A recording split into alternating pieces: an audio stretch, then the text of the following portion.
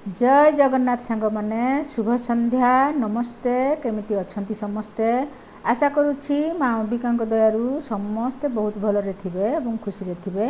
मु मध्य भलरे अछि। आज पुणी एक नूतन कविता केमिति मनीष सीए ताहले आसंतु मु पढ़ी शुणाउछि मोर से कविता केमिति मनीष सीए। केमिति मनीष सीए गढ़ी अछि ताकू किए किछि मनीष भी अछंती एमिति तांकू बुझी हुए नाही व्यवहार भाषा लागई अजब देखिनी सेमिति काहीं पारिलानी बुझी मनर वेदना पढ़िलानी मन भाषा हाथ धरी तार भांगी जाई अछि जीवनर सबु आशा पारिलानी गढ़ी जीवन सौध भांगीगला सबु स्वप्न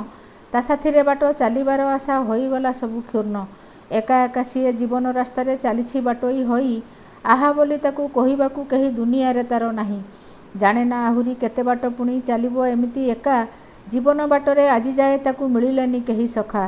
पिलाटी दिनरू पूजिथिला सीए केते जे दियो देवता सबु पूजा तार हेला अकारण बंचिबा होईछि वृथा तथापि बंचिछि केते आशा नहीं रहिछि सुख को चाही जाने नाही किंतु सुखता पाखकू आसीबो कि केबे नाही। लेखिका सुरभिराणी पुकुन रहिली नमस्कार।